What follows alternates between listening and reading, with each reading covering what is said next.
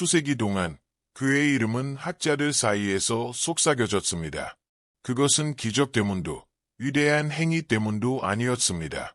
그가 밤중에 예수와 나눈 단 하나에 대하 그 질문이 지금도 침묵 속에 밤을 울립니다. 그 바리새인은 무슨 결정을 내렸는가? 이 이야기는 요한복음 3장, 7장, 19장을 바탕으로 미슈나와 탈무드, 그리고 초대 기독교 전승에서 영감을 받아 니고데모라는 인물의 여정을 감정 깊이 담아 재구성한 것입니다. 율법의 스승이었던 그는 어둠의 시대의 빛의 음성에 귀 기울이는 것을 택한 자였습니다. 하늘은 그의 이름을 기억합니다. 비록 세상은 잊었을지라도. 그리고 이제 모든 것을 버리고 다시 태어나는 길을 택한 한 남자의 진실이 밝혀지려 합니다. 이야기는 이렇게 시작됩니다. 침묵이 택한 바리새인.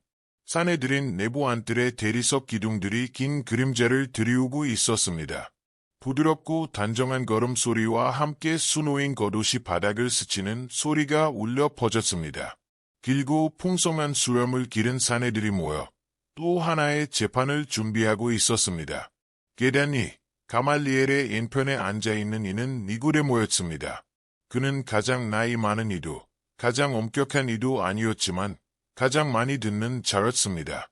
그는 힐렐 학파의 직계 제자였으며 지혜의 온유함과 책임의 무게로 다듬어진 존재였습니다. 다른 이들은 그를 하아브, 즉 스승이라 불렀고 그는 늘 조용히 고개를 끄덕이며 대답했을 뿐입니다. 그는 명예도 드러내지 않았고 자랑도 하지 않았습니다. 그의 권위는 침묵에서 비롯되었고 그는 그것을 자랑스럽게 여겼습니다. 하지만 그날 오후 그 침묵이 그에게는 전보다 더 무겁게 느껴졌습니다. 국릉아치 아래에서 바리새인 둘이 사두개인과 정결례 해석을 두고 논쟁을 벌이고 있었고 방 안의 공기는 긴장감으로 가득했습니다. 니고데모에게는 익숙한 풍경이었지만 그를 괴롭힌 것은 바깥에서 들려오는 소리였습니다. 고함, 울음, 사람들이 안뜰에 들어가기 위해 싸우는 소리, 가난한 자들이 외치는 목소리, 정의를 부르짖는 여인들의 절규, 그것이 그의 가슴을 찔렀습니다. 그는 더 이상 단순히 토론만을 보지 않았습니다. 그는 거룩한 율법과 예루살렘 거리의 고통 사이의 간극을 보았습니다. 성전과 백성 사이, 제단과 굶주린 자들 사이의 틈을 보았습니다. 성전문 앞에서 비둘기를 팔던 자들의 뱃속은 비어 있었고 그 거리감은 점점 커져만 갔습니다. 최근 몇 해 동안 이러한 내면의 불편함은 더 자주, 더 깊게 그를 사로잡기 시작했습니다.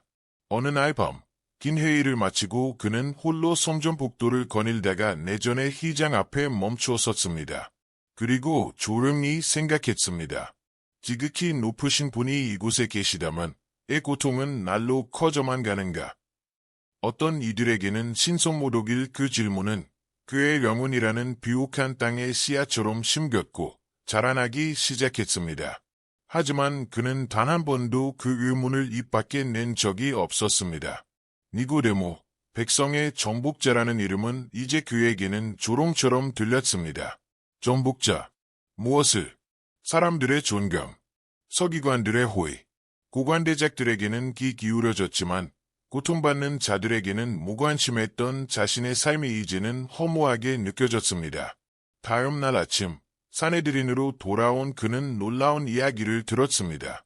갈릴리에서 온 누군가가 한마디 말로 문둥병자를 치유했고 또 어떤 이는 왕의 문 근처에서 맹인의 눈을 뜨게 했다는 것이었습니다. 전해지는 이야기들은 흐릿하고 서로 모순되었지만 놀라우리만치 반복되며 그들 사이를 맴돌고 있었습니다. 몇몇 바리새인들은 조소했고 다른 이들은 북쪽에서 온 또 하나의 사기꾼이라며 이를 갈았습니다. 그러나 니고데모는 아무 말 없이 조용히 경청했고 마음속에 기록해 두었습니다. 며칠 뒤 그는 이 인물에 대해 더 알아보기 시작했습니다. 그는 경비병, 장사꾼, 심지어 안토니아 의세 근처 시장에 나오는 과부와도 대화를 나누었습니다. 그는 점차 예수야라는 인물에 대한 조각들을 모아갔습니다. 그 어떤 율법학파도 그를 제자로 인정하지 않았고 어떤 랍비의 계보에도 속하지 않았지만 그는 권위를 지닌 채 가르쳤고 천민들은 그의 말을 이해했습니다. 어느 무더운 밤, 그는 오래된 이사야 두루마리를 읽다 한 구절 앞에서 멈춰 섰습니다. 더듬거리는 입술과 다른 혀로 이 백성에게 말하리라. 그 구절은 그의 영혼을 관통하듯 다가왔습니다. 이제 토라는 더 이상 그에게 대답해주지 않았습니다. 마치 누군가, 아니면 무언가가 그 말씀 너머에서 자신을 부르고 있는 듯했습니다. 하지만 그는 어찌해야 할지 알지 못했습니다. 그의 이름은 귀족들 사이에서 통했고 그의 결정은 예루살렘의 방향을 좌우했으며 로마조차 그의 영향력을 존중했습니다. 이 모든 것을 내려놓는다는 것은 곧 사라짐이었고 어쩌면 박해받는 3일지도 몰랐습니다. 그리고 결국 그 이름이 사내들인 회의에서 처음으로 언급되었습니다. 예수야. 한 노인이 갈릴리 사람이 성전의 바깥들에서 장사치들을 몰아냈다는 소식을 전했습니다. 회중의 얼굴은 분노로 일그러졌고 대제사장 가야바는 이를 악물며 속삭였습니다. 그 자가 대체 누구인 줄 아는가? 니고데모는 침묵했지만 그의 내면에는 새로운 음성이 생겨나고 있었습니다. 그날 밤 그는 평소보다 오래 깨어 있었습니다. 자신의 집 옥상에서 그는 달도 없는 하늘 아래 잠든 예루살렘을 바라보았습니다. 그 도시의 영원함 같던 모습도 이제는 균열을 숨기고 있는 것처럼 보였습니다. 바람이 등불을 흔들고 있을 때 늙은 율법교사는 조용히 파피루스 위에 한 이름을 써내려갔습니다. 예수야. 오랫동안 지혜로 착각되었던 그의 침묵이 그 순간에는 비겁함처럼 느껴졌습니다. 그는 마음속 깊이 이렇게 생각했습니다. 이제는 이 침묵을 깨야 할 시간일지도 모른다. 낭독이 끝나자 사람들은 박수를 보냈고 그 음율의 아름다움에 감탄했으며 금식의 의미와 율법에 대한 멸종에 대해 논쟁을 벌였습니다. 그러나 니고데모는 아무 말 없이 그 자리를 조용히 떠났고 곧장 집으로 돌아가지 않았습니다. 그는 혼자서 성전 주변을 걸었습니다. 불균형한 눌로 이루어진 골목길과 세월의 다른 계단들을 천천히 내려갔습니다. 도시에는 살아 숨쉬는 진짜 삶이 넘쳐났습니다. 사내들이니 예면하려 했던 그 현실이었습니다. 창문에 널린 옷들, 낡은 천 위에 올려진 마른 빵, 그리고 자녀의 울음을 헛된 약속으로 달래는 어머니들. 그것이 그의 눈앞에 있었습니다. 도서관으로 돌아온 그는 오래전부터 알고 있었지만 한 번도 마음 깊이 느껴보지 못했던 이사야의 두루마리를 꺼냈습니다. 그는 천천히 자리에 앉아 조심스럽게 그것을 펼치고 손끝으로 특정한 부분을 더듬었습니다. 그것은 이사야 58장이었습니다. 그는 마치 대답을 듣는 것이 두려운 자처럼 낮은 목소리로 읽었습니다. 내가 기뻐하는 금식은 악의 사슬을 끊고 굶주린 자에게 내 빵을 나누며 집 없는 가난한 자를 내 집에 들이는 것이 아니나. 그 문장은 그의 가슴을 불태우듯이 다가왔습니다. 마치 그의 삶을 향해, 그의 깨끗한 옷과 안락한 자리를 향해 직접 외치는 듯했습니다. 수년 동안 그는 안식일마다 금식하며 거룩함의 가치를 가르쳐왔지만 지금 그는 처음으로 깨달았습니다. 어쩌면 그는 하나님을 향한 진심 대신 의식을 살아온 것일지 모른다는 사실을. 그는 눈을 감았고 시장에서 본 그 소년의 얼굴이 떠올랐습니다. 어떻게 율법이 정의로우면서도 그토록 많은 버림을 만들어낼 수 있는가? 그는 자신을 변호하려 애썼습니다. 자신이 가르쳤던 수업들, 공정하게 판결했던 사건들, 재단에 바쳤던 재물들. 하지만 그 모든 기억들은 이제 텅 빈 공허함처럼 느껴졌습니다. 마치 모래 위에 지어진 성처럼 정예의 흔적 없이 무너져 내리는 것 같았습니다. 그날 밤, 그는 식사도 하지 않았고 공부도 하지 않았습니다. 대신 그는 두루마리를 펼친 채 오랜 시간 자리에 앉아 있었습니다. 마치 그 글자들이 자신을 꿰뚫고 들어오기를 바라는 듯 말입니다.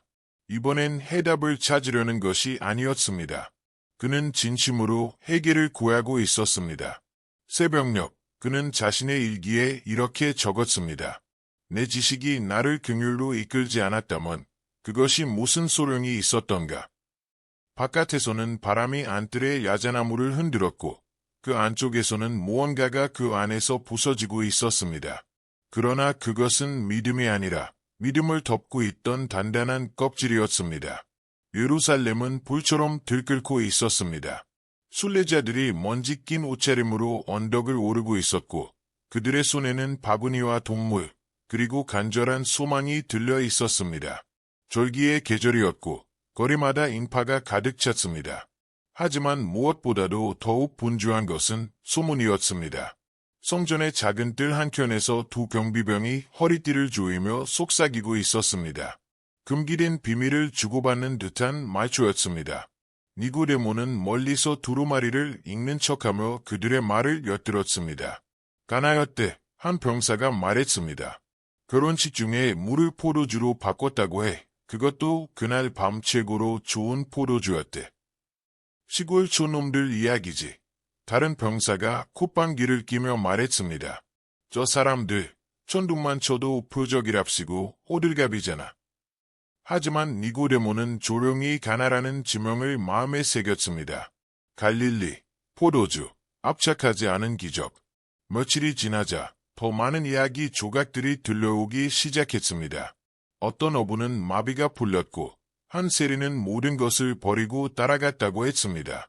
심지어 시장에서 아이들이 그 예수야라는 사람의 말을 마치 예언자처럼 외우고 다녔습니다. 그 이름은 마른 풀에 불 붙듯 빠르게 퍼졌습니다. 그리고 무엇보다도 혼란스러운 것은 그가 단지 병을 고치는 자가 아니라 가르치는 자라는 사실이었습니다. 예루살렘의 학자들에게 묻지도 않고 전승의 대랍비를 인용하지도 않고 그는 그저 말했고 사람들은 들었습니다. 이것은 특히 사두개인들에게 깊은 불쾌감을 주었습니다. 그들은 성전 바깥의 모든 카리스마를 위협으로 간주했기 때문입니다. 그러나 바리새인들 사이에서도 그 이름은 불편한 것이었습니다. 사람들이 그를 랍비라 부르고 있어 어느 날 사내들인 회의 중 한 이가 불만을 토로했습니다. 하지만 그 자는 우리의 학교에 발도 들인 적이 없잖아. 니고데모는 아무 말도 하지 않았지만 그의 마음은 복잡한 감정으로 일렁이고 있었습니다. 그것은 분노도 질투도 아니었습니다. 그것은 호기심이었습니다. 어떻게 그런 자가 사람들의 귀를 사로잡을 수 있는가? 배운 적도 인정받은 적도 없으면서 어째서 어부와 과부, 심지어 세리들마저 그의 발 아래 모이는가? 반면 학자들은 빈 의자 앞에서 예치는가? 어느 날 오후 대추야자 시장에서 그는 먼 지역의 소문을 반복하던 사마리아의 노인에게 다가갔습니다. 마치 말린 대추야자에 관심이 있는 듯 접근해 조심스레 물었습니다. 그 예시야라는 자, 사람들이 말하는 것이 사실인가? 노인은 눈도 들지 않은 채 미소를 머금었습니다. 난 내가 본 것만 알지. 어떤 자가 신성모독을 외치며 달려들었는데 곧 나아서 나가서 내 딸은 늘 이상한 소리를 들었지. 그런데 그 사람 근처에 있었더니 조용해졌어. 난 그가 누군지 모르겠어. 하지만 그가 걷는 땅은 다른 것 같아. 니고데모는 대추야자를 사서 돌아섰고 머릿속은 불꽃처럼 타올랐습니다. 그날 밤 그는 좀처럼 잠들 수 없었습니다. 만약 그가 정말 그런 일을 했다는 것이 사실이라면 도대체 누가 그에게 권위를 준 것인가? 그는 사기꾼인가? 예언자인가? 아니면 로마의 조종을 받은 자인가? 아니면 그 이상인가? 그는 알고 있었습니다. 전통에 따르면 어떤 스승이든 위에 또 다른 랍비가 있어야 하고 계보가 있어야 했습니다. 하지만 이 예수라는 자는 아무런 계보도 없이 감히 조상조차 선포하지 못한 권위를 가지고 있었습니다. 다음 날 아침 제자들과의 사적인 율법 강독 중 그는 멍해졌습니다. 한 제자가 3번이나 그를 불러야 그는 겨우 정신을 차릴 수 있었습니다. 용서해다오. 우리가 어디까지 읽었지? 이사야 11장이었습니다. 선생님. 이새의 그루터기에서 한 새싹이 나고 그 뿌리에서 가지가 나와 열매를 맺으리라. 그 말씀은 그의 입안에서 멈춰 섰습니다. 예수야, 다윗의 자손, 갈릴리 출신의 가난한 자. 그렇다면 혹시 그는 조용히 두루마리를 덮고 제자들을 일찍 돌려보냈습니다. 혼자 남은 채 창문틈 사이로 들어오는 빛을 바라보며 그는 처음으로 조용히 되뇌었습니다. 혹시 롱이 성전이 아니라 들판을 택한 것이라면 그는 아직 알지 못했습니다. 그러나 어떤 존재 혹은 어떤 진실이 그의 삶을 관통하려 하고 있었고 이스라엘의 스승이었던 니고데모는 곧 깨닫게 될 것입니다. 진정한 배움은 책에서만 오는 것이 아니라는 것을, 때로는 바람 속에서 오기도 한다는 것을. 예루살렘은 살아있는 존재처럼 숨쉬고 있었습니다. 6월절이 다가오자 사방에서 온 순례자들이 희망과 무게를 지닌 발걸음으로 성전의 계단을 채웠습니다. 낡은 샌들, 어깨 위의 재물, 눈 속의 맹세들.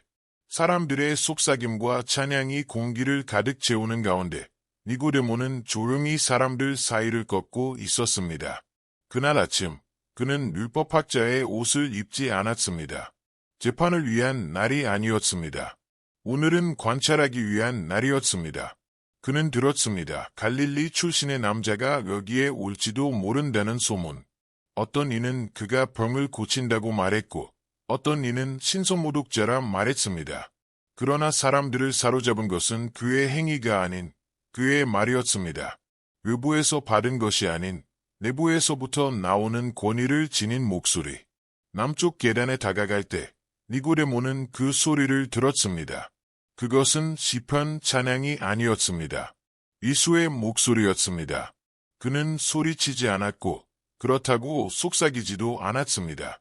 단호하고 명확했으며 군중의 소음을 뚫고 가슴 깊숙이 스며드는 음성이었습니다.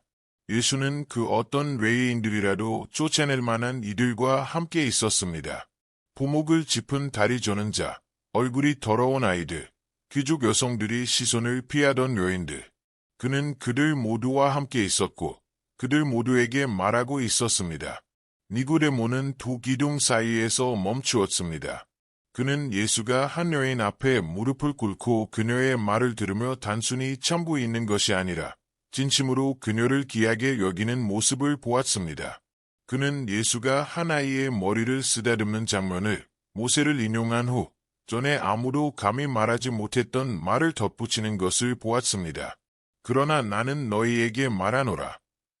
그 순간 군중은 숨조차 멈춘 듯 고요했습니다. 조금 떨어진 곳에서 두 제사장이 수군거리고 있었습니다. 그들의 눈은 증오로 불타고 있었고 한 서기관은 입술을 깨물고 있었으며 니고데모가 아는 바리새인 하나는 팔짱을 끼고 노골적인 경멸을 드러내고 있었습니다. 그리고 바로 그 순간 니고데모는 느꼈습니다.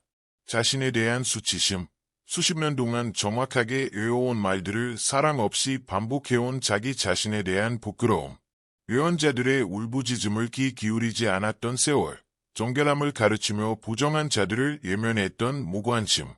예수는 율법을 공격하지 않았습니다. 그는 오히려 율법 속의 사람을 다시 넣고 있었습니다. 잊혀졌던 자들을. 니고데모는 시선을 돌렸습니다. 누군가에게 들킬까 두려워서가 아니라 자신의 마음이 이미 알고 있는 진실을 인정하는 것이 두려웠기 때문입니다. 수십 년 동안 그는 정의에 대해 가르쳐왔지만 지금 그 정의가 그의 눈앞에 살아 움직이고 있었습니다.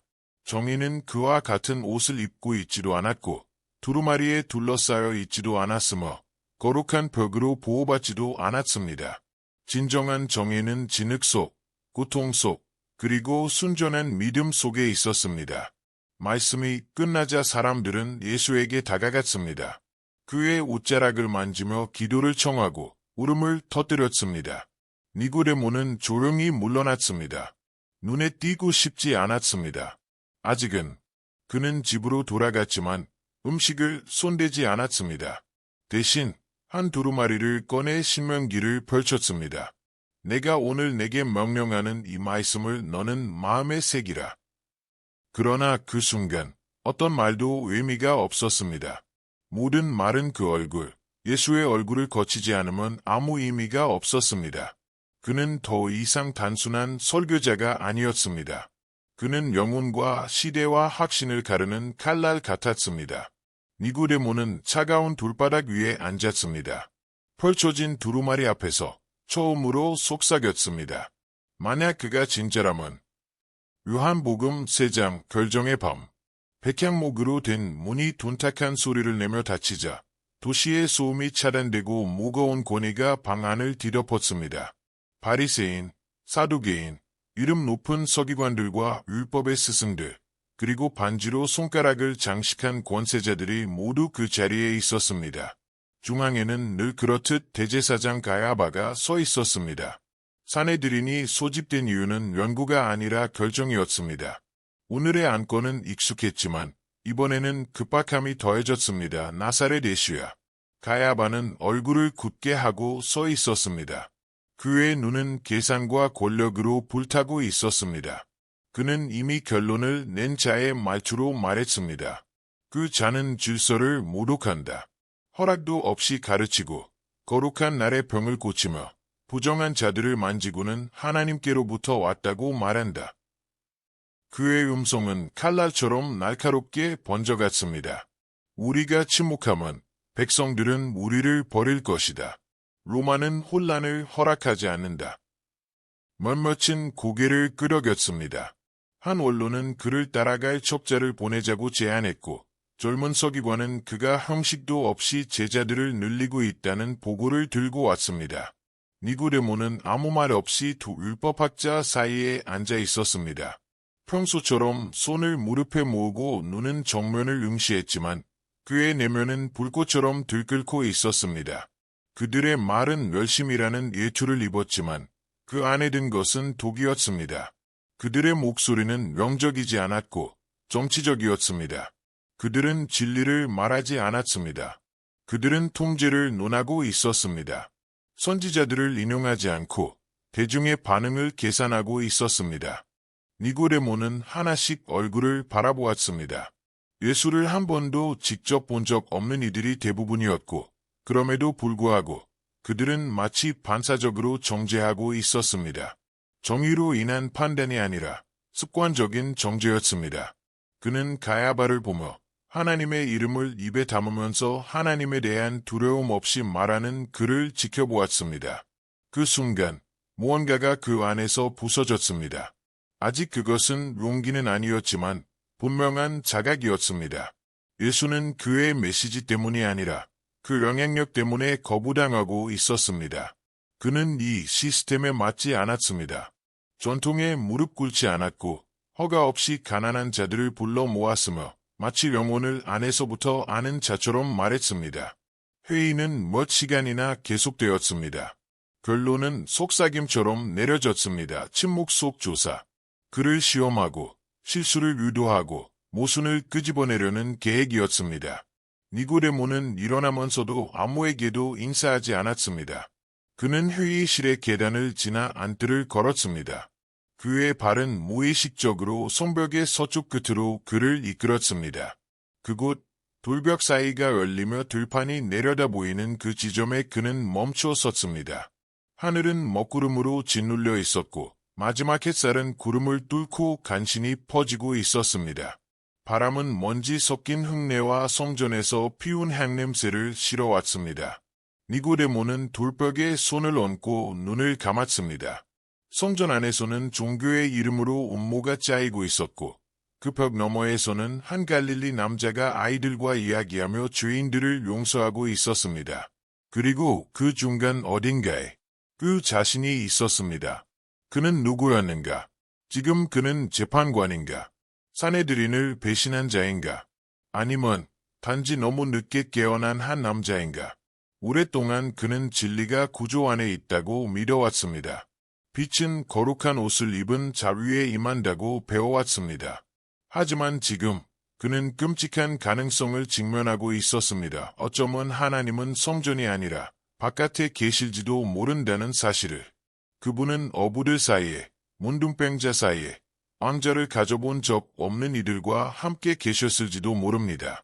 그 순간 멀리서 천둥이 하늘을 가르며 울렸습니다.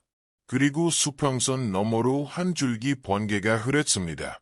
니고데모는 눈을 들었습니다. 차가운 돌벽 아래 그의 손바닥 안에서 진동하듯 퍼지는 확신, 사내들이는 그를 가장 중요한 재판으로부터 보호해주지 못할 것이라는 진실. 왜냐하면 지금 그들이 재판하려는 자는 어쩌면 심판자 그 자체였을지도 모르기 때문입니다. 그날 밤 그는 마침내 말하기로 결심했습니다. 그날의 시작은 금식이었습니다. 의식으로서가 아니라 그저 입맛이 사라졌기 때문이었습니다. 니고데모는 어둠 속에서 잠을 깼고 이마를 두 손으로 감싼 채 몇 시간을 보냈습니다. 입에서 기도는 나오지 않았습니다. 침묵, 그것이 그의 유일한 예배였습니다. 산에 들인 해의 이후 무언가가 그 안에서 깨졌습니다.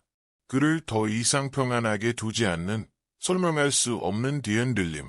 예수의 음성, 군중이 그를 바라보던 그 순간, 그리고 무엇보다도 자기 자신의 침묵. 그것은 짐처럼 그의 어깨 위에 남아 있었습니다. 그는 더 이상 침묵할 수 없다는 것을 알고 있었습니다. 그러나 말하는 것은 위험을 의미했습니다.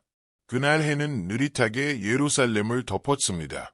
골목과 뒷길 사이로 어둠이 스며들었고 낮 동안 북적였던 도시는 이제 어둠의 애초 속으로 조용히 숨어들었습니다.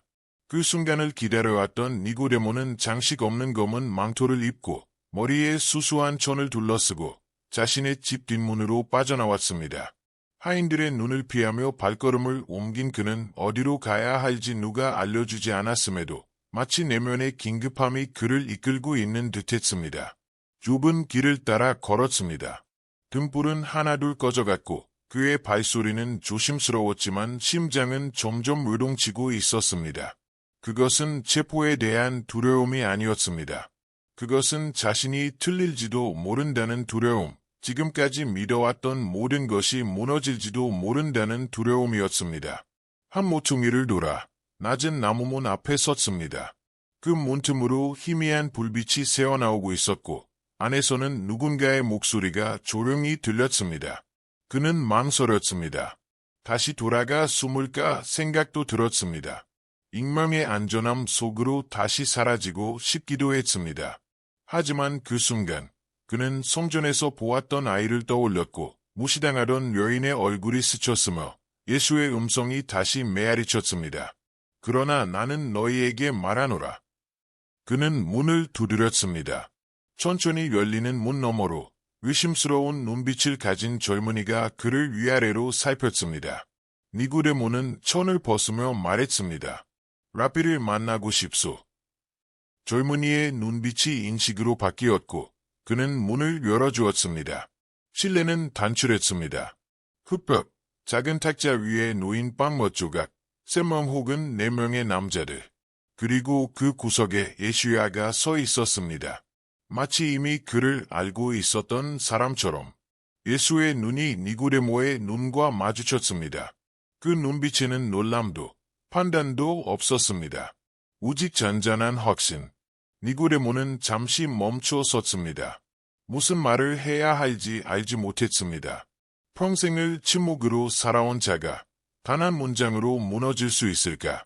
그러나 그 순간 마음이 먼저 말을 내뱉었습니다. 라비여, 우리는 당신이 하나님께로부터 오신 선생님인 줄 압니다. 하나님이 함께하지 않으시면 당신이 행하는 이 표적들을 아무도 할 수 없습니다. 그것이 전부였습니다. 그러나 그 한 문장은 마치 고백처럼 공기 중에 떠 있었습니다.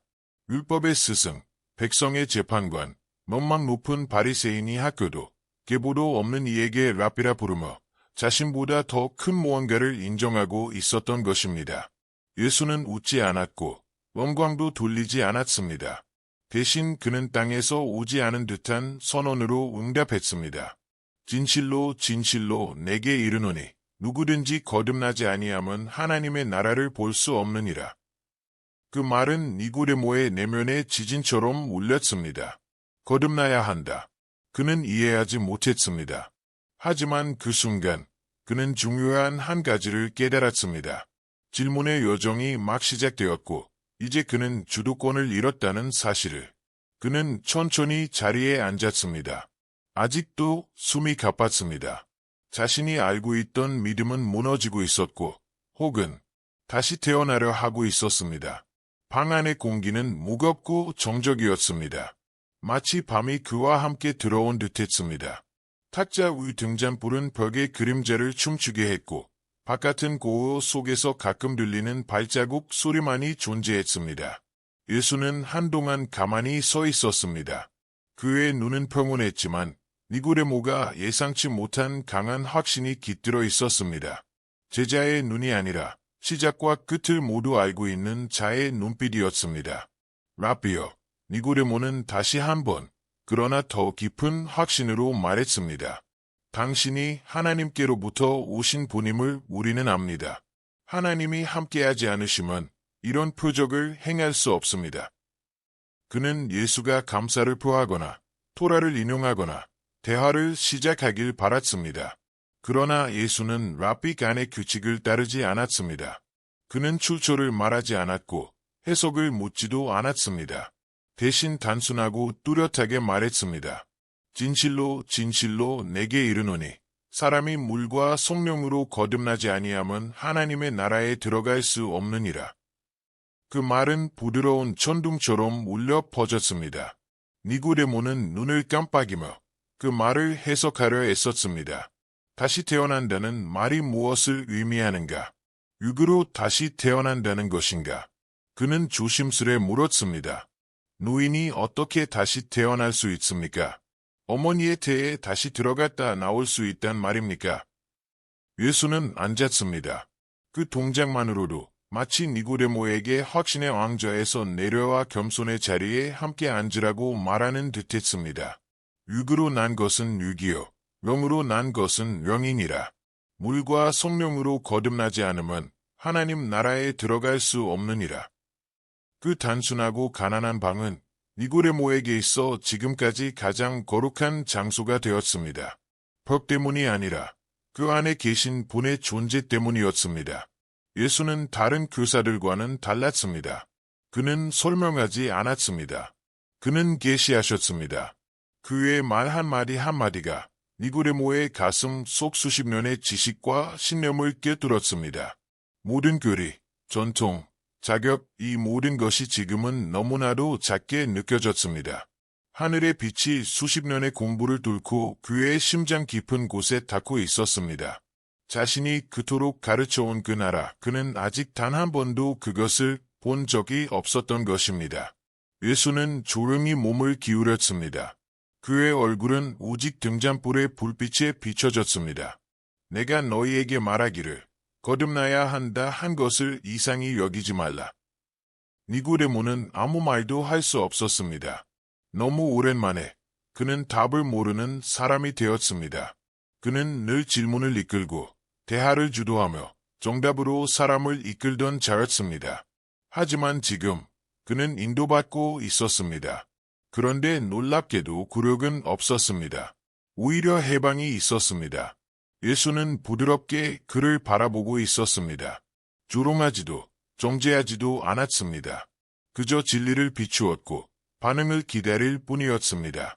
밖은 여전히 고요했고 그 방 안에는 한 늙은 영혼이 성령의 속삭임을 듣기 시작하고 있었습니다. 그는 아직 모든 것을 이해하지 못했지만 무언가가 자라고 있었습니다. 교리가 아니라 철학이 아니라 새 사람이. 니고데모, 이스라엘의 스승은 그제야 깨달았습니다. 자신이 대표한다고 믿었던 하나님의 나라에 대해 사실 아무것도 모르고 있었다는 사실을. 율법 속에서 자라난다는 것은 천천히, 단계적으로 영광의 계단을 오르는 것과 같았습니다. 한 걸음 한 걸음 쌓아 올려진 공로, 계보, 외식, 그리고 규칙들. 하지만 지금 그의 앞에 선 한 사람은 모든 것이 처음부터 다시 시작되어야 한다고 말하고 있었습니다. 마치 아무것도 없던 곳에서 새로 태어나듯이. 니고데모는 필사적으로 사고하려 했습니다. 토라 어디에도, 예언자들의 예언 어디에도, 지혜자들의 전승 어디에도 그런 말은 없었습니다. 전례가 없다는 것, 그것은 바리새인에게 있어 거의 신성모독과 같았습니다. 어찌 이런 일이 있을 수 있습니까? 그는 혼잣말처럼 중얼거렸습니다. 예수는 그의 질문 너머를 꿰뚫는 듯한 눈으로 그를 바라보았습니다. 그리고 조용한 음성으로 말했습니다. 바람은 임의로 불고 내가 그 소리는 들어도 어디서 와서 어디로 가는지 알지 못하나니 성령으로 난 사람도 그러하니라. 그 말은 단순한 은유였지만 니고데모 안에서는 거대한 충격처럼 울렸습니다. 바람처럼 움직이는 영, 그것은 제어할 수 없고 예측할 수도 없으며 어떤 규칙도 그것을 묶어둘 수 없습니다. 글로 쓰인 법에 익숙한 니고데모에게 그것은 마치 질서에 대한 모독 같았습니다.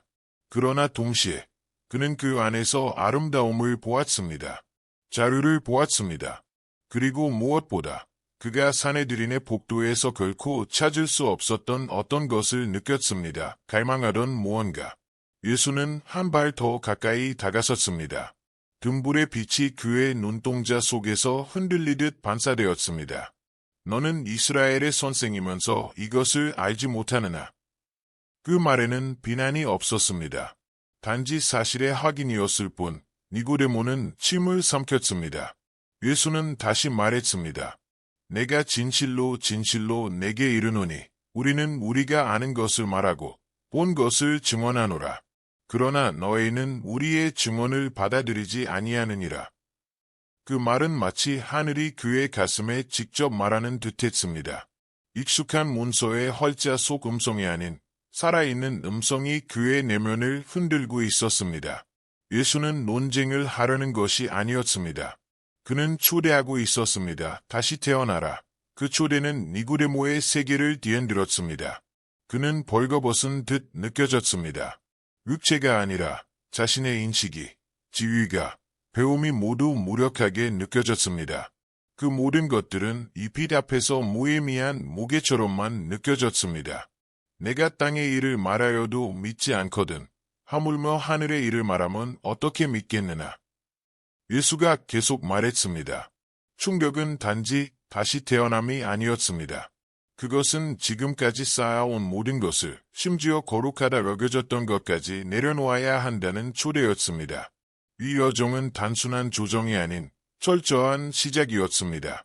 니고데모는 안에서 부딪히고 있었습니다. 머리는 외쳤습니다. 이건 광기다. 그러나 마음은 속삭였습니다. 이건 진리다.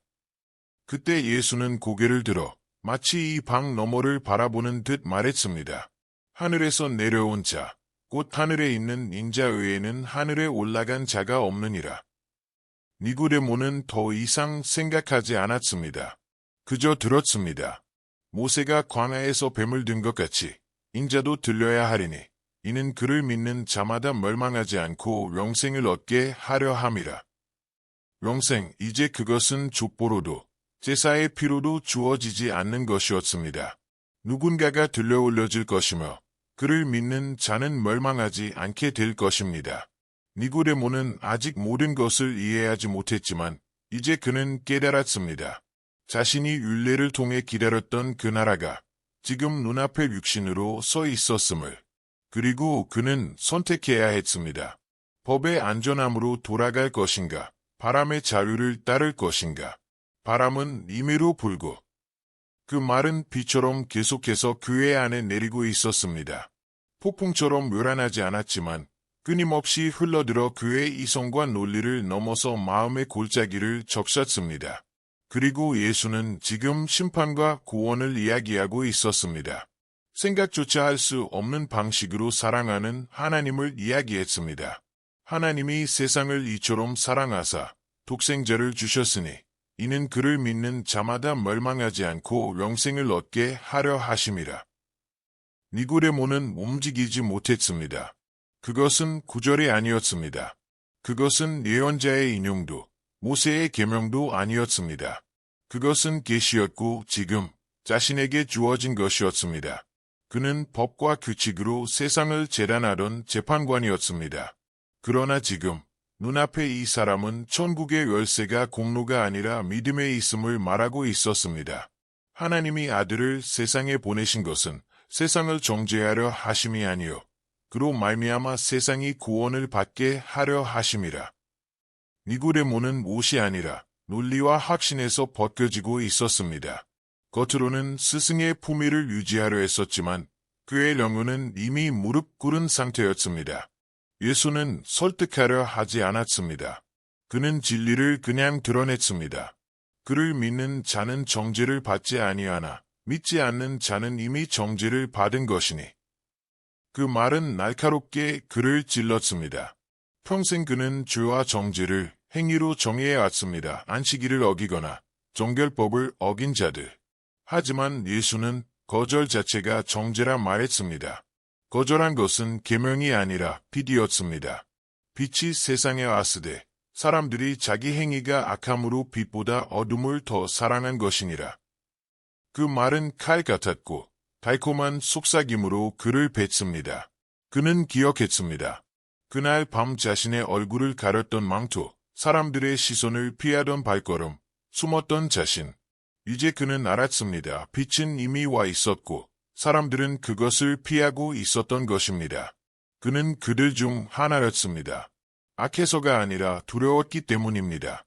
진리를 행하는 자는 빛으로 나아오나니. 예수는 말했습니다. 그의 행위가 하나님 안에서 행해졌다는 것이 드러나게 하려 함이라.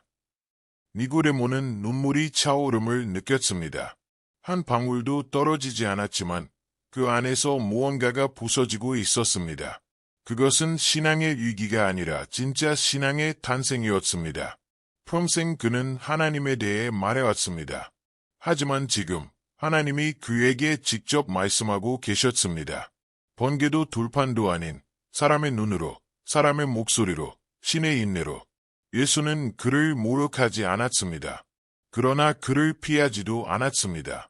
그가 말하는 한 문장 한 문장은 그의 영혼 속에 오래 걸쳐 입혀진 옷을 하나씩 벗겨내고 있었습니다. 니고데모는 말하고 싶었습니다. 무언가 대답하고 싶었습니다. 그러나 그의 입은 열리지 않았습니다. 변명도, 의심도 없었습니다. 그저 침묵. 밤바람이 창문을 통해 불어와 등불을 흔들었습니다. 그것은 그의 뺨을 스쳤습니다. 마치 보이지 않는 손이 닿은 듯했습니다. 이제 그는 깨달았습니다. 성령은 낭피지 속에 갇힐 수 없고 제사 속에 붙잡힐 수 없다는 것을. 영은 오고 불며 아무도 그를 붙잡지 못합니다. 니고데모는 아직 모든 것을 이해하지 못했지만 그는 이제 충분히 이해하고 있었습니다. 이 사람이 단순한 선생이 아니며 이 사람이 빛이라는 것을.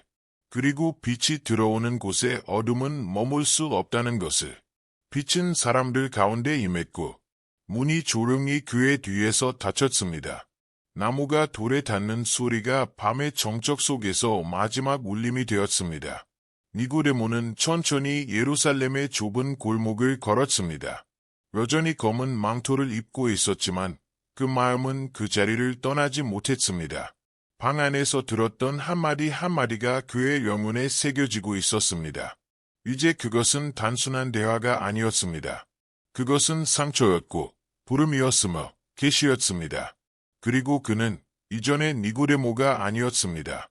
빛이 세상에 왔으나 사람들은 어둠을 더 사랑하였도다.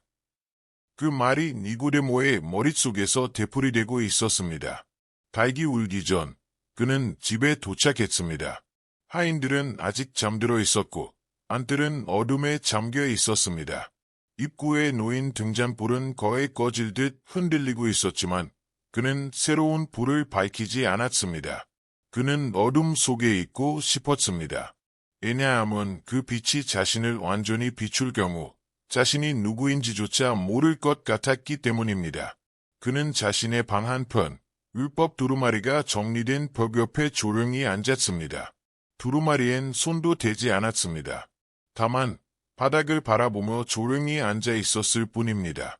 예수의 말들이 그의 안에서 회오리처럼 불어왔습니다. 수십 년간 정리해 두었던 모든 생각과 믿음이 흔들리고 있었습니다. 지금껏 그가 알았던 모든 것이 불완전했을 수도 있다는 생각. 그가 사랑했던 율법은 어쩌면 시작일 뿐이며 그가 기다렸던 하나님의 나라는 이미 도착했을지도 모른다는 현실. 그의 심장은 세차게 뛰고 있었습니다. 다시 태어남. 그는 눈을 감고 그 뜻을 떠올려 보려 했습니다. 단순히 행실을 바꾸는 것이 아니었습니다. 제자들에게 가르쳤던 그런 변화가 아니었습니다. 그것은 더 근본적인 변화, 탄생 그 자체와도 같은 일이었습니다. 자신의 모든 것을 내려놓고 전혀 새로운 존재가 되는 것, 지위도, 명예도, 공로도, 이름도 버리고 마치 다시 태속으로 돌아가는 것처럼 그 생각은 끔찍할 만큼 무섭고 동시에 해방처럼 느껴졌습니다. 그는 천천히 일어나 방 구석에 세워져 있는 청동 거울 앞에 섰습니다. 자신의 얼굴을 바라보았습니다. 세월의 흔적이 묻어있는 주름, 깊게 꺼진 눈, 사람들에게 존경받는 얼굴. 그러나 지금 그는 혼란스러웠습니다. 믿는 자는 정죄받지 않느니라. 그 문장이 가슴 속에서 울렸습니다. 그는 평생 판단하고 재단하며 살아왔습니다. 하지만 지금 그는 구원이 공로가 아닌 믿음에 달려있다는 말을 듣고 있었습니다. 그는 속삭였습니다. 마치 고백처럼. 만약 그게 정말이라면. 밖에서는 새벽이 서서히 다가오고 있었고 그의 영혼 속에서는 무언가가 싹트고 있었습니다. 그는 알았습니다. 그 빛, 예수가 말한 그 빛, 이미 자신을 만졌다는 것을. 그는 여전히 그림자 속에 있었지만 이제는 전과 같지 않았습니다. 아직 다음 발걸음을 어떻게 내디뎌야 할지는 알지 못했지만 그는 변해 있었습니다. 만남은 끝났지만 그 내면의 전쟁은 이제 시작이었습니다. 그는 알고 있었습니다. 머지않아 그는 선택해야 할 것입니다. 다시 어둠 속의 안전으로 돌아갈 것인가? 아니면 생애 처음으로 빛을 향해 걸어갈 것인가? 요한복음 7장 유로운 자의 침묵. 세상은 다시 일상으로 돌아왔지만 니고데모는 아니었습니다. 그는 여전히 사내들인의 자리, 랍비들 사이에 앉아 있었습니다. 예전처럼 회의를 듣고 율법 두루마리를 낭독하며 절차를 따르고 있었습니다. 그러나 그의 내면은 모든 박자가 엇나가고 있었습니다. 과거에는 거침없이 읽히던 구절들이 이제는 허공에 메아리치는 것 같았고 권위를 지녔던 말들은 공허하게 울렸습니다. 재단도, 의식도, 재판도 모든 것이 마치 영혼 없는 연극처럼 느껴졌습니다. 그리고 예수의 얼굴이 떠올랐습니다. 가장 예상치 못한 순간에 성전 찬송 중에도, 금식 중에도, 토라를 낭독할 때에도 마치 그날 밤의 대화는 아직 끝나지 않은 듯 그의 안에서 계속되고 있었습니다. 어느 날 그는 시편 82편의 낭독을 듣고 있었습니다. 가난한 자와 고아를 보호하며 고통받는 자와 궁핍한 자에게 정의를 베풀라. 그 문장 앞에서 그의 눈에 눈물이 고였습니다. 그는 고개를 숙이며 감췄지만 그의 가슴은 조아오고 있었습니다. 그 침묵, 오랫동안 지혜의 상징이었던 그 침묵, 이제는 견딜 수 없는 속박처럼 느껴졌습니다. 그는 보았습니다. 제사장들의 눈 속에 깃든 허영을, 재판 속에 숨겨진 조작을, 간신히 성전에 도착한 가난한 자들이 받는 무시를, 그리고 그는 그런 걸 다 알면서도 침묵하는 자신을 보았습니다. 그것이 지위의 대가였을까요? 불의를 목격하고도 존경과 자리를 지키기 위해 침묵해야 하는 것. 정결 예식에 대한 토론이 한창일 때 한 바리새인이 은근한 비난을 던졌습니다. 요즘 어떤 교사들이 단순한 해석으로 백성을 혼란스럽게 하고 있소. 율법을 무시하면서 무리를 끌어모은다오. 니고데모는 조용히 듣고 있었지만 그의 손은 망토를 움켜쥐고 있었습니다. 그들이 누구를 말하는지 그는 알고 있었습니다. 그들이 준비하고 있다는 것도. 예수는 초막절을 맞아 예루살렘에 다시 나타났고 그의 존재는 그 어느 때보다도 불편한 것이 되었습니다. 회의가 끝난 후 가야바가 조용히 그를 불렀습니다. 눈을 반쯤 감은 채 낮은 목소리로 말했습니다. 그를 알고 있지 않소. 니고데모는 그의 눈을 똑바로 바라보았지만 대답하지 않았습니다. 자비에는 한계가 있소. 가야바가 속삭였습니다. 그 자는 그 선을 넘었소. 니고데모는 고개만 끄덕이고 물러났습니다. 그러나 속에서는 무엇인가가 뒤집히고 있었습니다. 집으로 돌아가는 길, 그는 한 무리의 순례자들을 스쳐 지나갔습니다. 그들은 성전에서 예수가 했던 가르침을 열정적으로 이야기하고 있었습니다. 그는 눈빛에 불이 있어 위선자들을 향해 진리로 말하지. 그들은 말했습니다. 니고데모는 다가가지는 않았지만 그들의 말에 귀를 기울였습니다. 그의 안에서는 무언가가 간절히 외쳤습니다. 그들 사이에 있고 싶다고, 아무런 두려움 없이 듣고 싶다고, 거리낌 없이 따르고 싶다고. 집에 도착한 그는 조용히 에스겔서를 펼쳤습니다. 내가 너희에게 새 마음을 주고 새 영을 너희 속에 두리라. 그는 눈을 감았습니다. 그 말, 바로 그 말, 그것이 그 밤에 예수에게 들었던 진리였습니다. 아직도 받아들이지 못했던, 하지만 마음이 알고 있던 말. 그의 침묵은 한때는 균형의 증거였지만 이제는 감옥이었습니다. 그는 느끼고 있었습니다. 중립의 시간이 끝나가고 있었습니다. 곧 그는 결단해야 했습니다. 침묵하는 위인이 될 것인가, 아니면 말하는 평범한 사람이 될 것인가. 그리고 마침내 누구도 예상치 못한 일이 일어났습니다. 니고데모가 일어섰습니다. 그 순간 사내들인의 회의실은 숨을 멈춘 듯 고요해졌습니다. 시선들이 그를 향해 몰렸습니다. 어떤 눈은 놀람으로, 어떤 눈은 의심과 불쾌함으로 가늘게 좁혀졌습니다. 그는 오랫동안 공개적으로 입을 열지 않았습니다. 그저 묵묵히 앉아있던 인물이었습니다. 존경받거나 혹은 두려움 섞인 경애를 받던 율법의 교사, 바리새인들 중 가장 오래된 이름 중 하나. 그러나 그가 입을 열었습니다. 그의 목소리는 흔들리지 않았지만 그 안에는 성소의 문턱을 넘는 자의 무거움이 담겨 있었습니다. 우리 율법은, 그가 천천히 말했다. 한 사람을 듣지도 않고 그가 무엇을 했는지도 알지 못한 채 심판합니까? 그 한 문장은 칼날 같았습니다. 성막을 가르는 창처럼 그 공간을 가로질렀습니다. 그 신성하고 닫힌 회의의 장에서 처음으로 누군가가 판결 전에 판결을 의심하는 말을 던졌던 것입니다. 그러나 침묵은 오래가지 않았습니다. 구석에서부터 시작된 숨죽인 웃음이 점점 커졌습니다. 한 사두개인이 크게 웃었고 다른 이가 일어나 조롱하듯 말했습니다. 너도 갈릴리 사람이나 니고데모, 공부 좀 해보시게. 갈릴리에서는 예언자 따위 나오지 않는다네. 조롱은 뱀처럼 퍼졌습니다. 니고데모의 말은 조롱과 비웃음 속에 삼켜졌습니다. 그러나 그는 물러서지 않았습니다. 침묵 속에 서 있었습니다. 마치 그 모든 시선과 조롱이 자신의 살결을 가르듯 느끼면서도 똑바로 선 채 버티고 있었습니다. 그는 더 이상 보이지 않는 존재가 아니었습니다.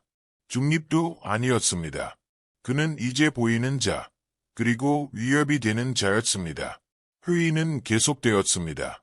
그는 조용히 다시 앉았고 가슴은 격하게 뛰었으며 손은 땀으로 젖어 있었습니다. 그는 회의의 방향을 바꾸지 못했지만 자신은 바뀌고 있음을 느꼈습니다. 처음으로 입장을 취했고 그 무게는 그에게 낯설지 않은 해방감을 주었습니다. 수치심이 아닌 새로운 경계선에 선 자의 무게. 그가 처음으로 비례 편에 서 있었던 것입니다. 그리고 그는 이제 알았습니다. 빛은 항상 어둠을 불편하게 만든다는 것을.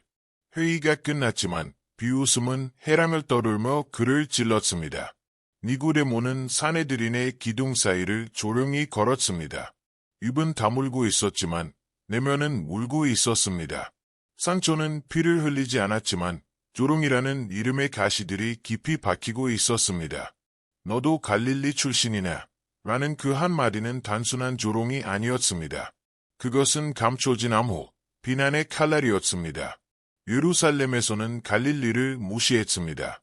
거기는 어부와 농부, 국경의 종교인들, 배움 없는 자들의 땅이었습니다. 그 니고데모를 갈릴리에 연관짓는다는 건 그의 학문과 지위를 부정하는 행위였습니다. 그의 정체성 자체를 조롱하는 일이었습니다. 그리고 그는 그 조롱에 아무 대답도 하지 않았습니다. 그것은 비겁해서가 아니었습니다. 이제는 더 이상 변명이 의미 없다는 것을 알았기 때문입니다. 한쪽에는 율법과 권력을 고수하는 자들이 있었고 다른 쪽에는 다시 태어남과 성령을 말하는 목소리가 있었습니다. 니고데모는 알고 있었습니다. 어디에 진실이 있는지. 그러나 그는 여전히 경계선에 서 있었습니다. 며칠이 지나자 그는 서서히 예면받기 시작했습니다. 말은 없었지만 행동이 말하고 있었습니다. 피하는 시선, 사라진 인사, 오지 않는 초대.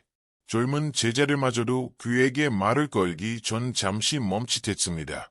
어느 아침 율법 낭독을 맡을 장로들의 명단에서 자신의 이름이 지워졌음을 보았습니다.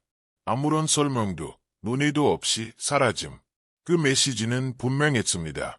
무릎 꿇지 않으면 사라져야 한다. 니고데모는 아무 말도 하지 않았지만 마음속에서 거리가 점점 벌어지고 있었습니다. 성전과 하나님의 나라 사이, 율법과 성령 사이, 사람과 하나님 사이. 그 간극은 이제 너무 분명해서 예면할 수 없었습니다. 어느 저녁, 그는 정원에 앉아 있었습니다. 외벽 너머에서 웃음소리가 들려왔습니다. 산에 들인 동료들이 담장 너머에서 웃고 있었습니다. 아무 일도 없었던 듯, 아무 변화도 없었던 듯. 그러나 니고데모는 알고 있었습니다. 모든 것이 변해버렸다는 것을. 그는 여전히 그 세계에 있었지만 더 이상 그 세계의 일부가 아니었습니다. 여전히 랍비라 불리고 있었지만 내면은 이제 책으로 배운 것이 아닌 생명의 진리를 배워가는 제자와 같았습니다. 그는 이사야서를 꺼내 조용히 읽었습니다. 이 백성은 입으로는 나를 가까이하며 입술로는 나를 존경하나 그 마음은 내게서 멀도다. 그는 눈을 감았습니다. 이 말씀이 더 이상 다른 사람을 향한 비판이 아님을 알았습니다. 그것은 자기 자신을 향한 말씀이었습니다. 예전에는 자신의 침묵이 지혜라 여겼습니다. 그러나 이제 그는 그 침묵이 감옥이었다는 것을 알았습니다. 아직은 말할 수 없었지만 그는 점점 느끼고 있었습니다. 때로는 사람들에게 버림받아야만 하늘에 의해 받아들여질 수 있다는 것을. 그날 아침 니고데모는 성전 안뜰의 둥근 지붕 아래서 천천히 걸음을 옮기고 있었습니다. 그에게 익숙했던 성전의 복도들은 이질적으로 보였습니다. 옷은 단정했고 걸음은 곧았지만 그의 마음은 이미 무너져 있었습니다. 높게 솟은 기둥, 금으로 장식된 등대, 향을 담은 그릇들, 제사장의 의복들 모든 것이 인간의 영광으로 반짝이고 있었습니다.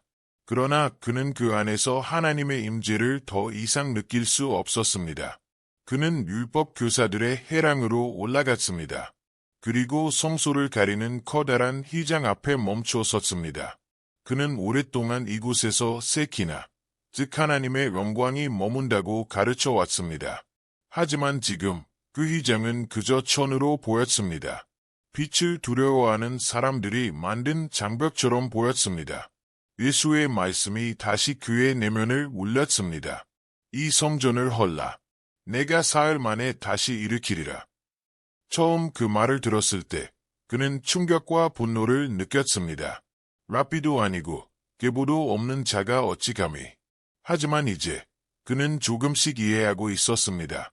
예수는 돌로 된 건물이 아닌 마음, 몸, 영혼을 가리키고 있었습니다. 하나님이 진정으로 거하시길 원하시는 곳. 니고데모는 불빛이 일렁이는 등잔 앞에 섰습니다. 얼마나 많은 의식을 지켜보았던가. 얼마나 많은 낭독을 이끌었던가. 그러나 그 불빛은 지금 그에게 너무 멀고 약하게 느껴졌습니다. 무덤을 비추는 등불 같았습니다. 두 명의 제사장이 그를 지나며 고개를 끄덕였지만 그들의 얼굴에는 예전과 같은 존경이 없었습니다. 오직 어색한 무관심만이 남아 있었습니다. 그는 더 이상 순수한 자들 사이의 일부가 아니었습니다. 여인의 뜰에서는 오래된 찬양이 불리고 있었습니다. 그러나 그 멜로디는 새장 안의 새가 부르는 노래처럼 해방보다는 포로됨을 노래하고 있는 듯했습니다. 니고데모는 돌 벤치에 앉았습니다. 기둥의 그늘 아래에서 그는 처음으로 이런 소망을 품었습니다. 이 성전이 무너지기를. 증오로서가 아니라 해방으로서. 그는 이제 알았습니다. 외형은 멀쩡했지만 영은 떠났습니다.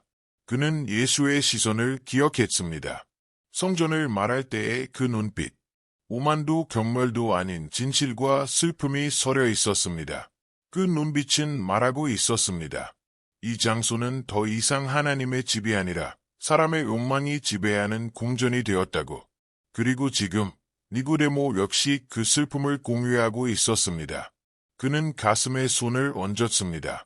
그의 심장이 아팠습니다. 병 때문이 아니라 단절 때문이었습니다. 성전 밖 사람들은 여전히 몰려들고 있었다.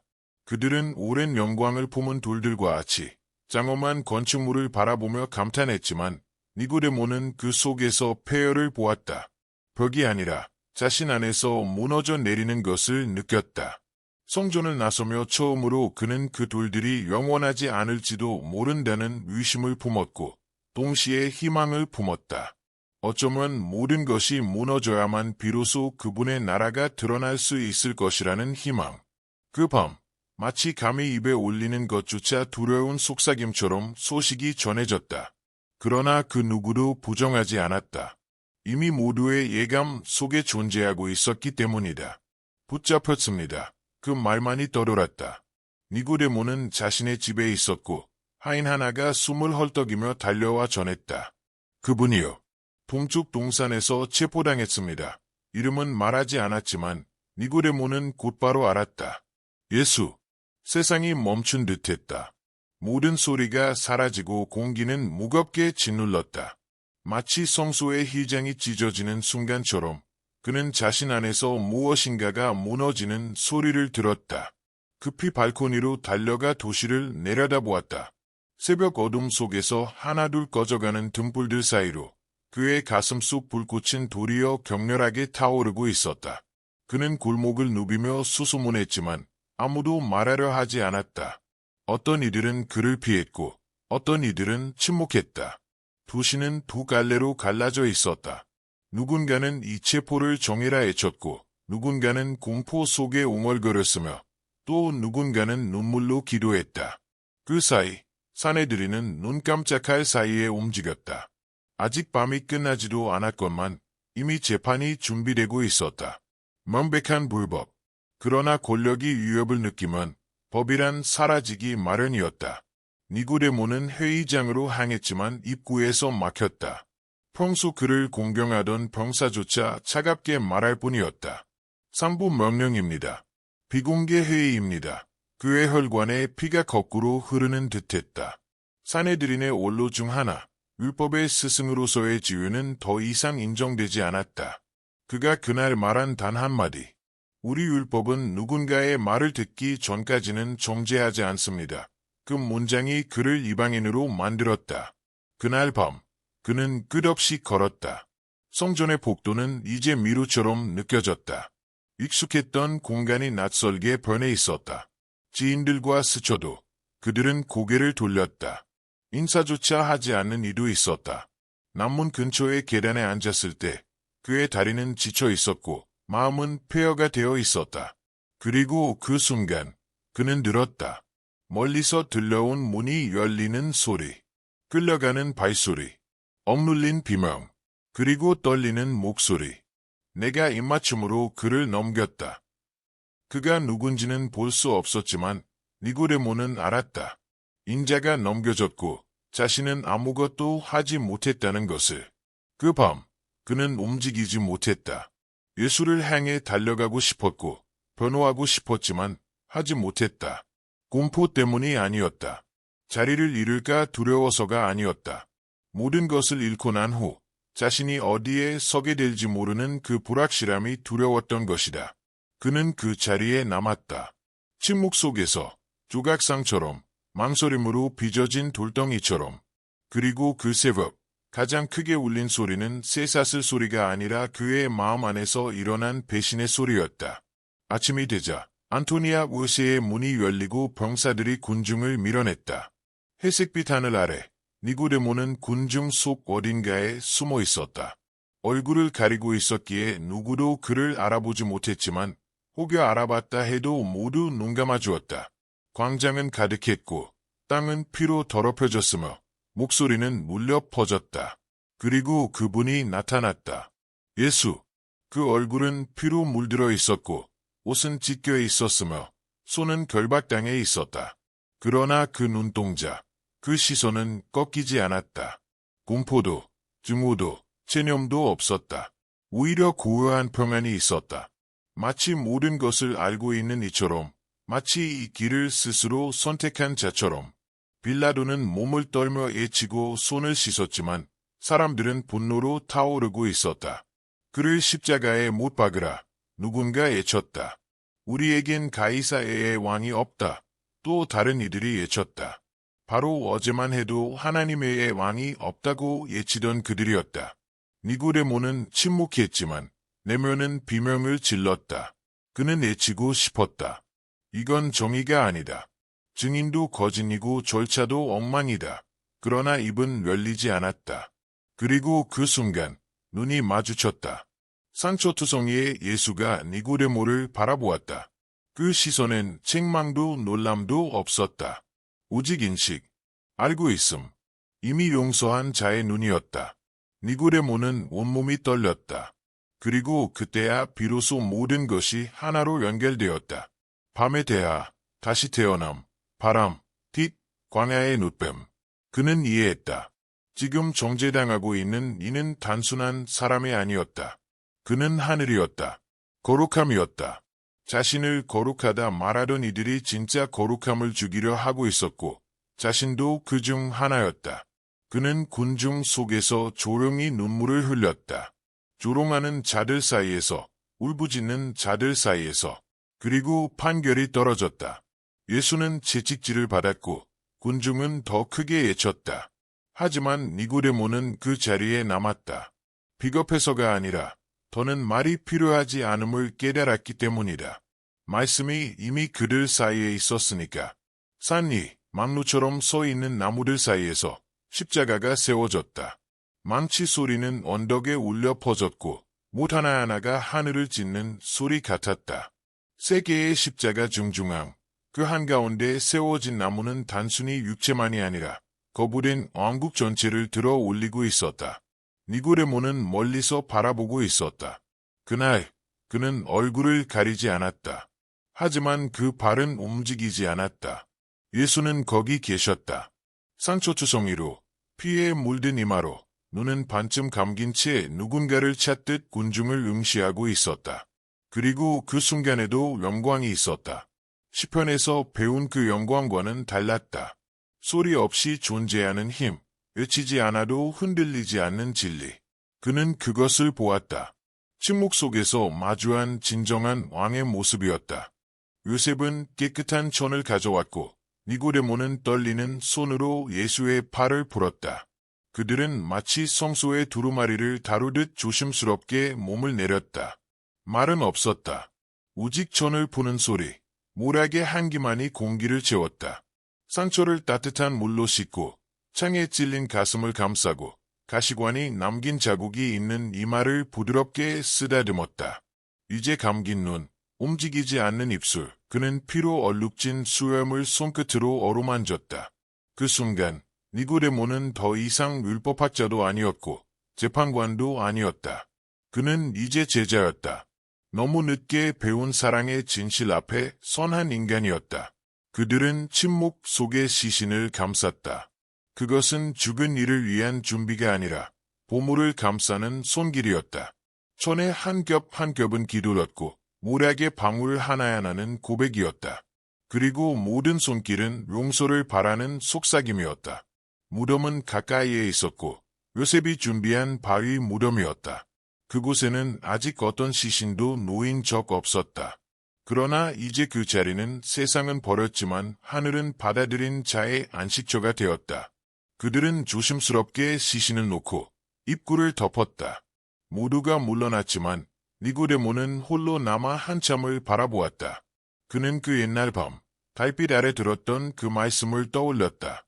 바람과 빛, 그리고 생명의 약속. 지금 그 앞에 누워있는 이는 바로 그 약속의 육신이었다. 그럼에도 그는 믿었다. 이제 의심은 없었다. 그는 유로운 자의 육신을 만졌고 그것은 어떤 짐보다 무거운 진실이었다. 무덤을 떠날 때 공기는 가벼웠고 고통은 감당할 수 있을 만큼 부드러웠다. 마치 스승의 시신을 죽음에 맡김으로써 자신 또한 오래된 자아를 죽음에 넘긴 듯한 느낌이었다. 한때 두려움에 얽매였던 바리새인은 이제 침묵의 증인 속에서 살아있는 자로 걸어 나왔다. 무덤 안의 침묵은 거의 절대적이었다. 단지 니고데모의 숨결만이 조용히 울릴 뿐 이제 빛은 사라졌고 부드러운 그림자만이 공간을 감쌌다. 그 돌 위에 안치된 시신은 여전히 감싸인 채 잠들어 있었고 니고데모는 그 앞에 서 있었다. 그 천 한 겹 한 겹은 단순한 천이 아니었다. 그것은 한 이야기였고 한 약속이었으며 한 시대의 종말이자 새로운 시작이었다. 모락과 알로에는 여전히 단내와 쓴내를 동시에 품었고 그것은 마치 피와 은혜가 섞인 냄새 같았다. 그는 알고 있었다. 이것은 단순한 장례가 아니었다.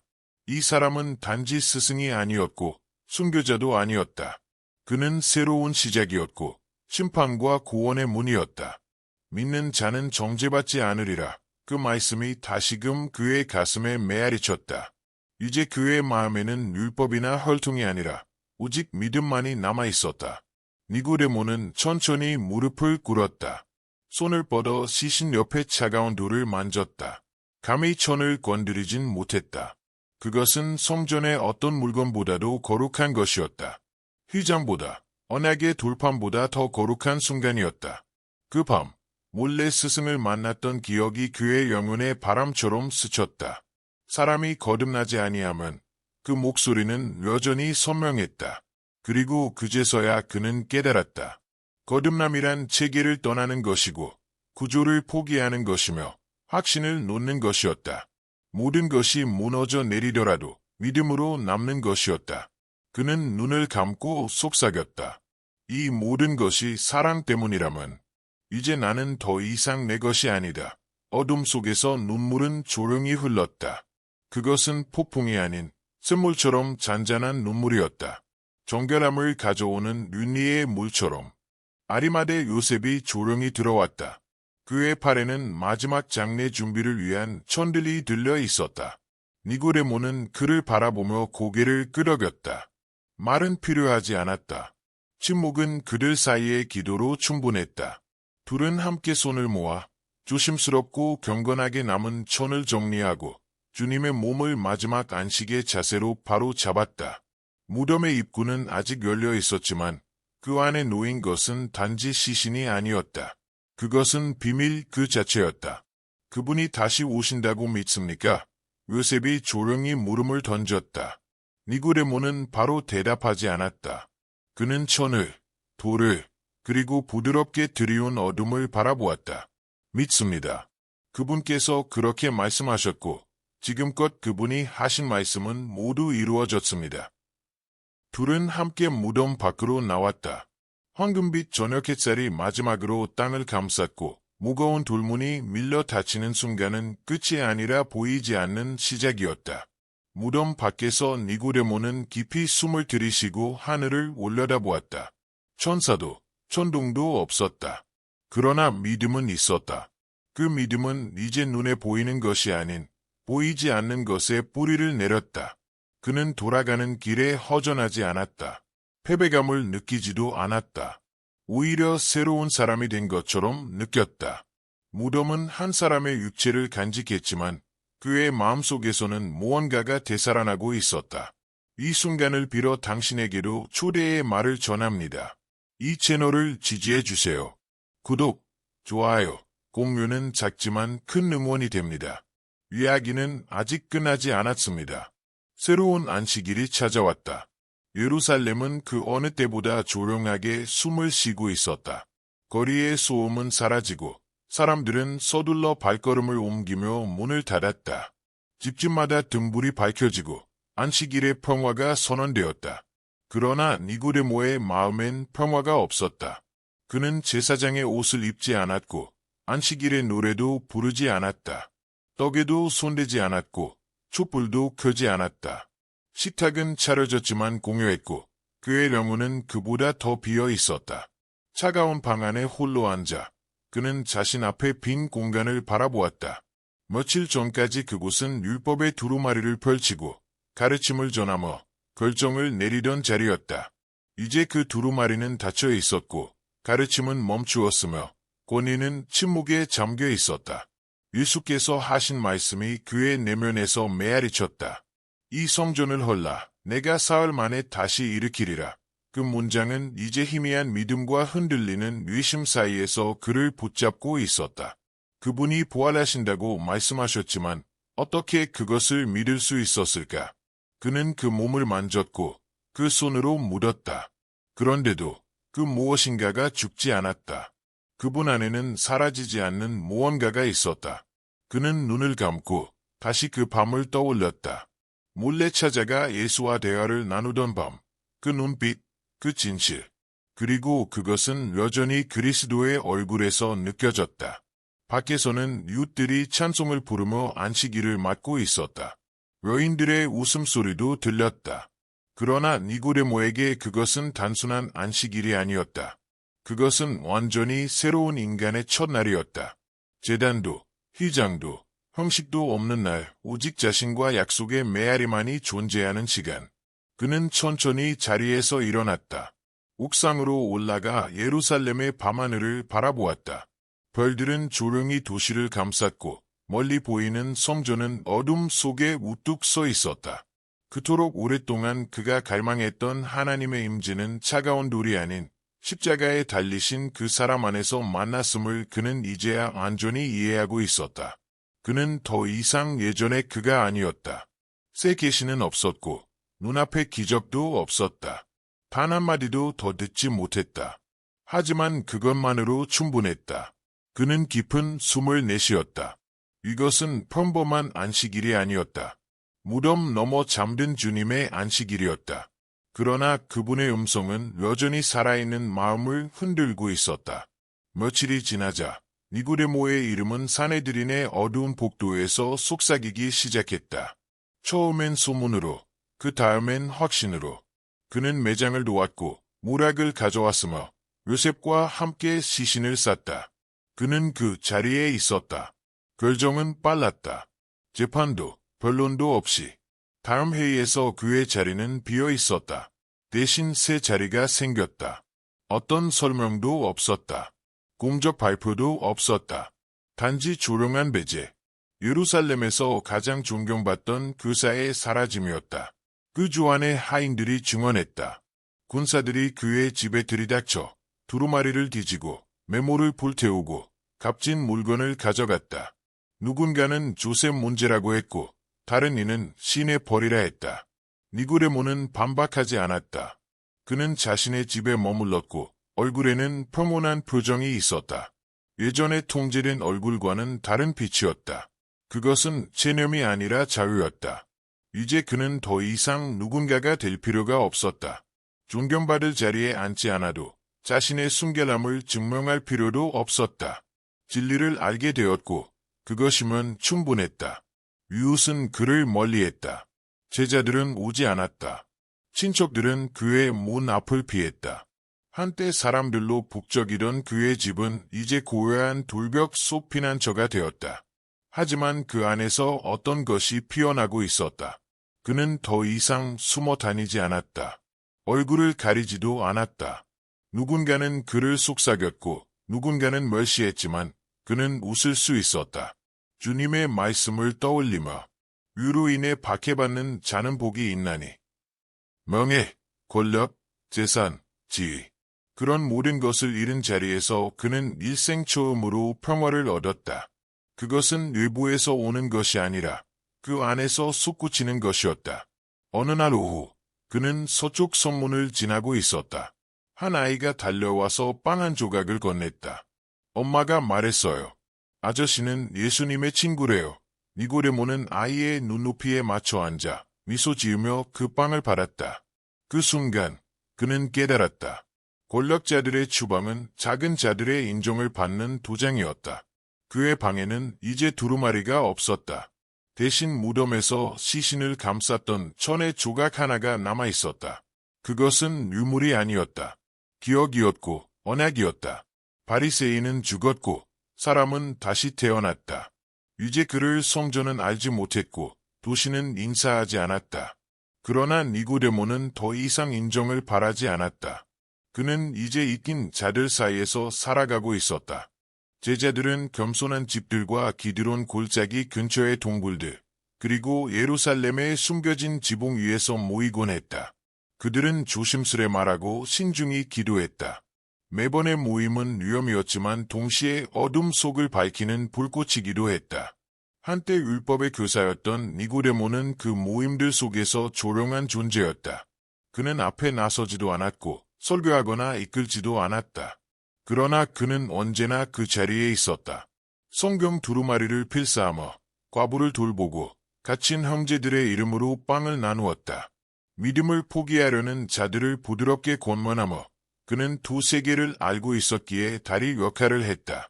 사내들인에서 온 이들과 흙먼지 속에서 온 이들 사이에서 여전히 떨고 있는 자들과 확신에 찬 자들 사이에서 모든 것을 잃을 것이 있는 자들과 이미 모든 것을 잃은 자들 사이에서 말이다. 일부는 그를 화해의 스승이라 불렀다. 그것은 화려한 연설 때문이 아니라 깊이 있는 경청 때문이었다. 그는 듣고 품었으며 갈릴리에서 막 들어온 이들에게 율법의 개념을 풀어주었고 절기의 의미를 설명하며 예언과 주님의 행적을 연결해 주었다. 그러나 그는 언제나 조용히 행했다. 마치 수확을 기대하지 않고 씨앗을 심는 농부처럼. 그 밤 예수와 나눈 기억은 언제나 그를 따라다녔다. 그는 그 이후 예수를 다시 보지 못했다. 부활의 현장에도 없었고 영의 바람을 직접 느끼지도 못했다. 그러나 그는 들었다. 마리아에게서, 도마에게서, 베드로에게서. 빈 무덤의 이야기, 성령의 숨결, 이미 시작된 나라의 약속을. 그리고 그는 믿었다. 보지 못했지만 자신이 보여줬음을 믿었다. 어떤 이들은 그를 존경했지만 어떤 이들은 그가 공적인 지도자가 되지 않는지 이해하지 못했다. 그러나 니고데모는 알고 있었다. 그의 사명은 강단 이가 아니라 용기를 일으키는 무대 뒤에 있었다. 어느 날 그는 한 젊은 제자를 보았다. 그 청년은 제사장 가문 출신이었지만 두려움에 떨며 예수의 제자들과 함께 있는 것을 망설이고 있었다. 니고데모는 그를 조용히 불러 돌로 포장된 마당의 올리브 나무 곁에 앉혔다. 그리고 낮은 목소리로 말했다. 나도 두려웠다. 하지만 그분의 눈을 보고 나서 두려움은 더 이상 의미를 잃었지. 더 말하지 않았다. 그 밤 청년은 침묵했고 다음 날에는 기도 소리를 내며 무리 가운데 있었다. 니고데모는 미소 지었다. 그것이 그의 새로운 소명이었다. 떨리는 심장에 불을 붙이는 것. 이제 그는 더 이상 모두가 듣는 스승이 아니라 모두가 느끼는 종이었다. 새로 태어난 스승.